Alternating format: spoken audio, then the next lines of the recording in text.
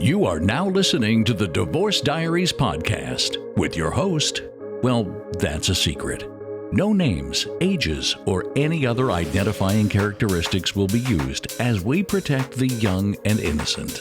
You'll be taken on a journey as one man considers getting a divorce or remaining married. The Divorce Diaries daily entries chronicle the decision-making processes in real time as they unfold day by day. He hopes to add a bit of clarity to his sometimes muddled mess of a marriage. Cheating, overspending, sex, sadness, and betrayal are the characteristics of this marriage. Is he making the right choice? Welcome to the Divorce Diaries. Entire seasons are released on Patreon weeks before anywhere else at Divorce Diaries Podcast Patreon page. Link below in description. Now for today's episode. What is marriage about? Why we do it? We come up with reasons like love. It's special. That person and I have so much in common, and we want to spend a life together. And it's probably why so many marriages are failing. I think after having been married, and I'm still married on my way to divorce, though, which is good for me. I just understand that there has to be a mutual acceptance of the duty that bounds you and that will keep you, so to speak. I know that as a husband, my duty was to protect, provide, and provision for my wife and our children. And that was my duty.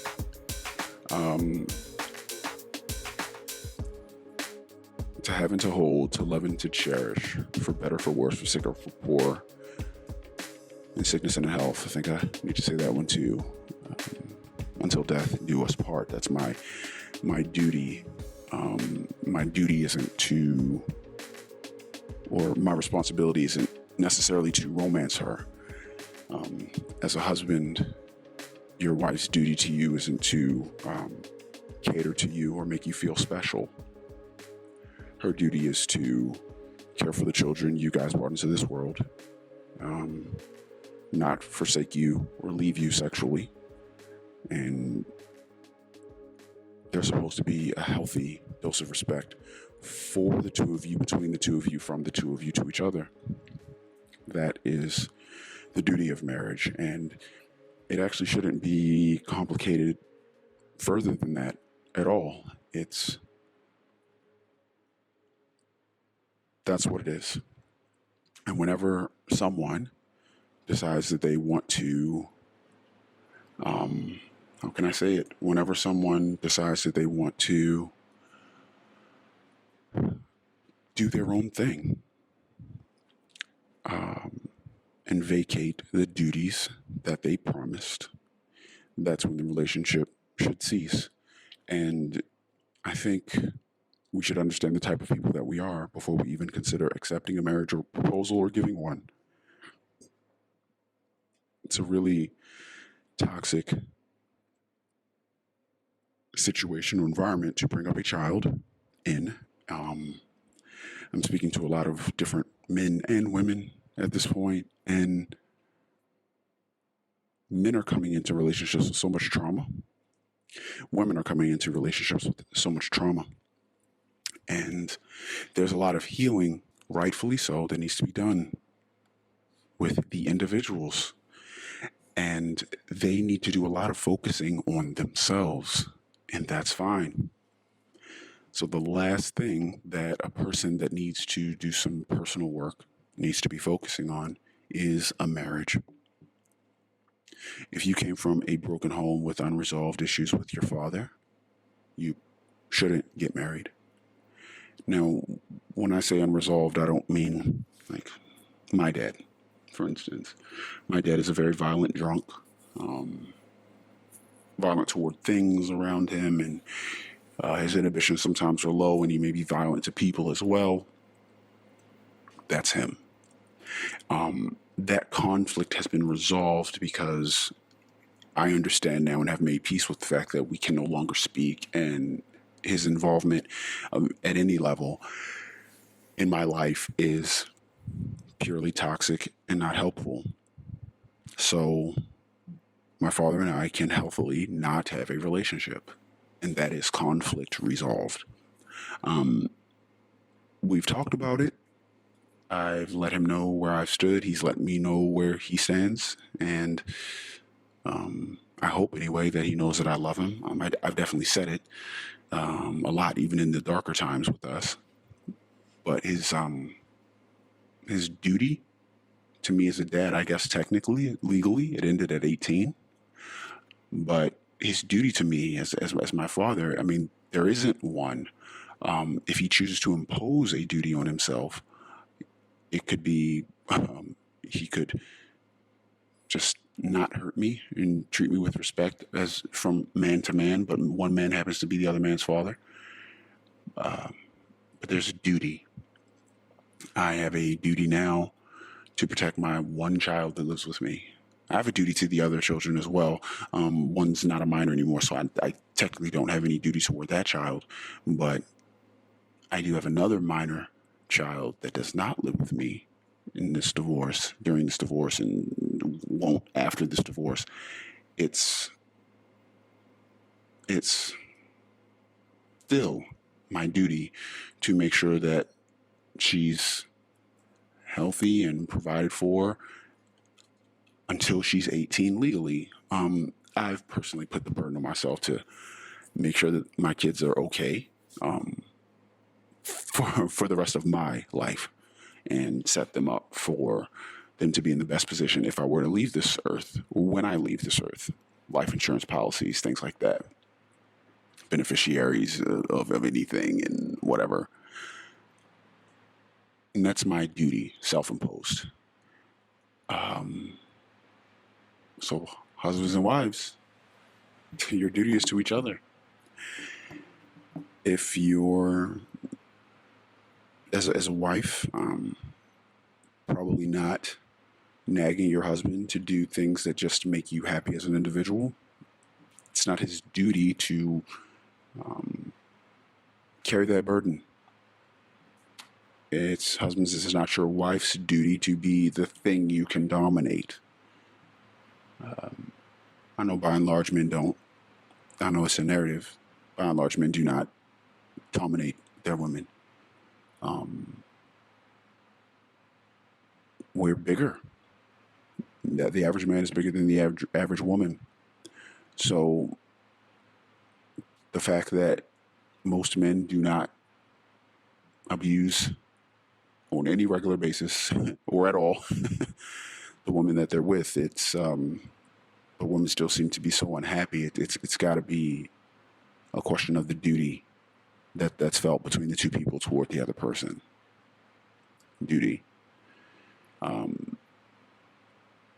I watched The Last Dance on, I believe it's HBO. There's the Michael Jordan documentary, or depends on how you look at it, but the Michael Jordan documentary, the Chicago Bulls documentary, or whatever on their, I believe it was their last season of when Michael Jordan played for the Chicago Bulls, where they won their last championship, their last dance together. That whole team, the band, their last dance.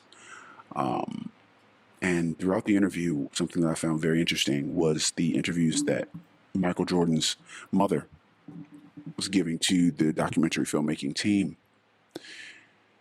Not really the content of what she said, but exactly what she said about Michael Jordan's now deceased father. And at the time that this was recorded, deceased father, and at the Last Dance, when he won that final championship in 1998, his father was also passed. He was deceased then. She referred to him as Mr. Jordan. Present day, she would say Mr. Jordan. I didn't really know what to think about that and what to feel about that, because it's like, wow, why so formal? I forget the gentleman's name, but she didn't refer to him as with his first name.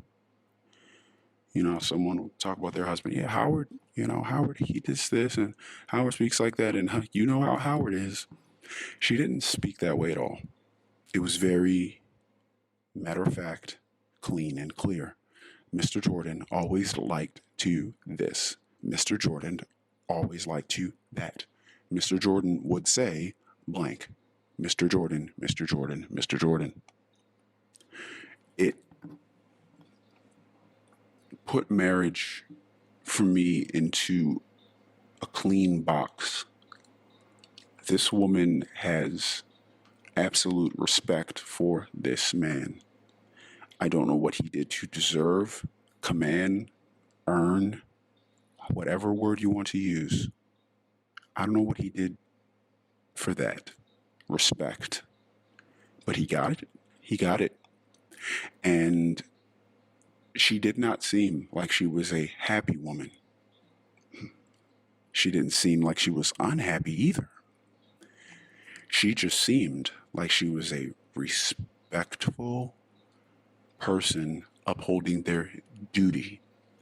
And as sucky as it might seem and sound for most people, this woman seemed to approach maybe her marriage as if it was a job she wanted to excel at. She can't, think of our careers, whatever they might be. If we have a career that we can romance in our minds or our hearts. If we are an artist of some kind, we play the bass guitar, and we look at that as a part of our identity. We're very romantically and intimately tied to it. And I don't want to play with big bands. I just want to do small venues and intimate locations with people that respect my art. It's such a romantic statement that we make. These statements are so romantic. They're beautiful, yes, but they're romantic. As opposed to, oh yes, I'm a bass player. I play at 3 venues every week during these times. I play at church and I make my money. This is my rate for this many hours for my time. And to promote myself, I post a cover on YouTube of me playing the bass guitar on a song. And that's how people in my area reach out, and that's how they book me. It's a very matter-of-fact, clean, clear, decisive way to speak and move through life as they manage their career as a bassist. But the romantic bassist they're probably not earning very much. They're probably in and out of things, quitting things. Well, I don't like the vibe here. Or the vibe was good at first, but then this happened and that happened. It's very different. And Mrs. Jordan had that same, I'm sure Mr. Jordan, Michael Jordan's father, was probably able to depend on his wife with her speaking that way, just like any of us could depend on any good employee or member of our company. Oh, they're where they say they're going to be when they say they're going to be there. They're handling their duties and staying within their job role. Every now and then they may bring up a subject at a staff meeting, may even have a plan for who should execute it or their plan to take it on themselves because they find it so important. But otherwise, they tend to stay in their lane, do what they do, and try to just do it well. Mrs. Jordan oozed this. As I'm watching men like Will Smith have to sit across the table in a social media era where his wife basically gaslights him, in a sense. I won't really speak about what she said, but I'll say what Will Smith said. An entanglement, Jada? Really? And she, with the look on her face, what?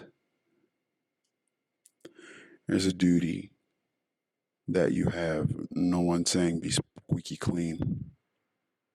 But as a wife, you might want to self-impose a duty on yourself not to embarrass your husband, even if things aren't going well.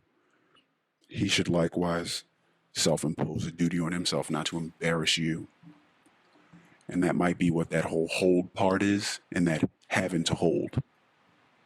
Yeah, I want to have you and hold you, protect you. I'll have you.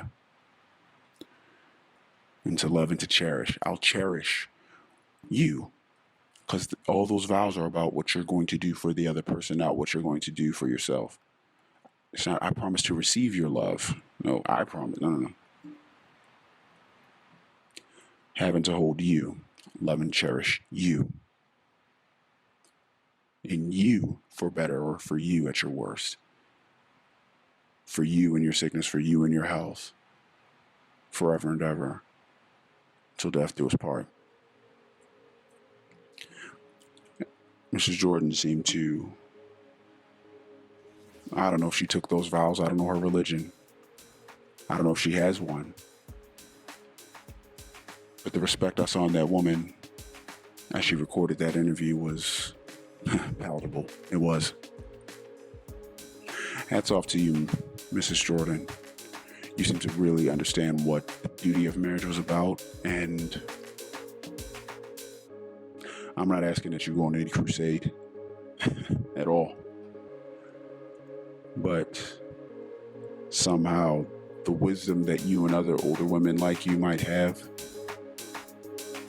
it'd be great to have some of that spoken about to the young men and women that are putzing around through relationships. Because, as I understand it, your husband may or may not have had some gambling issues. I don't really know what's a rumor and what's not. But what I can say is we all, from time to time, have a vice. And if in fact he did have one, like all of us do, your handling of it was masterful. Because a person, 9 times out of 10, they already have enough going on. They already have enough fights that they need to wage in the world. Why should they have to wage another with their wife? Who knows? But kudos and to you, Mrs. Jordan. And I understand what the duty of marriage is. It doesn't have anything to do with actually being happy. It's just I'm accepting you, and I'm going to do my best to serve you as best I can for the rest of your life. Which I know that's where people have the most problem in, which is why our marriage rates are plummeting in over 50% of marriages, first marriages, and the divorce. It's hard out here. Duty bound. I don't think people are about that. Wow. That was the Divorce Diaries podcast. The Daily Saga will continue tomorrow. The full season's episodes are on Patreon now. Subscribe for early access. Click the Patreon link in the description. Hopefully, these entries help our anonymous recorder as a form of his own personal therapy. That's his hope and his intention. Will these recordings of life's curveballs lead this family to the best resolution in the end? We'll keep listening. New episodes are released daily on all podcast players, but all episodes are available on Patreon at Divorce Diaries Podcast Patreon page. Until next time.